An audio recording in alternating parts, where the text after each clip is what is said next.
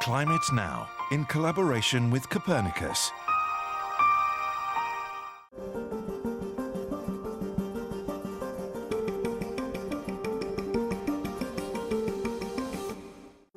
Hello and welcome to Climate Now, our unique monthly update on what's really happening to our planet. Coming up in the programme, we report from a fish market in Denmark on the big changes underway in our oceans.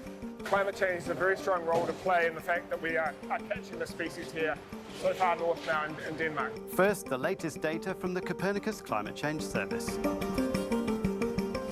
Here in Europe, we saw the cold spell from April continue into May, with temperatures 0.5 degrees Celsius below the 1991 to 2020 average. Overall, the climate figures for last month are all about contrasts, and you can see that in the map of surface air temperature anomaly. There's a clear disparity between the cold blue over Europe and then this area of red over Central Asia, where temperatures were 5 degrees above average last month. And then there were some real extremes. Inside the Arctic Circle, there was a brief surge of warm weather, with the village of Nizhnyaya Pesha hitting 31 degrees on the 20th of May. Moving on to precipitation anomalies, and we can see some parallels with the temperature map. Those areas which were warmer were also drier in Greece, Turkey and Russia. And then in northwestern Europe, it was just cold and damp. Wales actually had its wettest May on record with 245 millimetres of rain. Now to our report on the very significant effect that climate change is having on fish populations worldwide.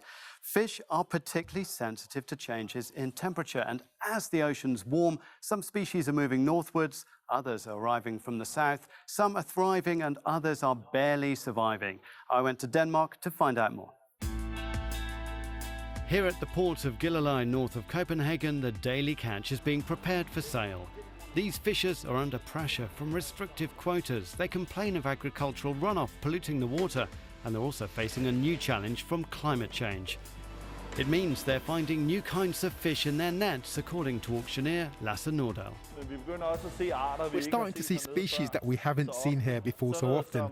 For example, there have been octopus this year. There have also been quite a lot of witch flounder in recent years. We didn't see them before when I started here. Red mallets are another species that has started to appear, not in large quantities, but it's a species that we're seeing more and more often. The reason fish are moving to new habitats is because they're cold-blooded animals that live close to their upper temperature threshold. So in Europe, some fish species are moving north, away from warmer waters. Scientist Mark Payne explains why.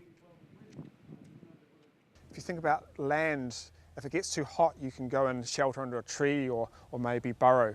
Whereas the ocean tends to be much more uniform. There's not shelter. It's much more difficult to get respite from challenging conditions than it is on land. We travelled to the Technical University of Denmark, where routine monitoring of Danish waters highlights the effects of climate change.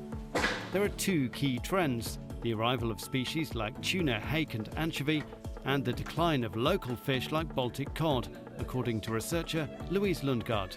Today, a cod that's 4 years old is smaller than it would have been, for instance, 10 years ago.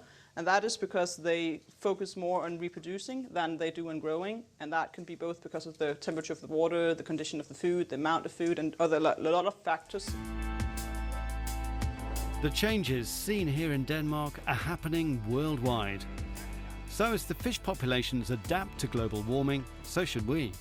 It certainly creates a challenge for all of the communities and businesses that are dependent on the ocean. All around our coastlines. They'll essentially be forced to adapt their fishing techniques, their fishing gear, how they store and process fish, and essentially also how they sell the fish further down the supply chain. So it's really all the way through the entire fish processing industry. We expect there to be a need to actually cope with these changes.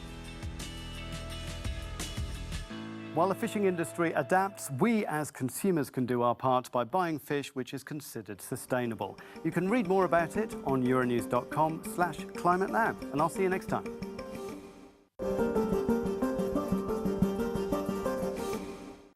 Climate Now, in collaboration with Copernicus.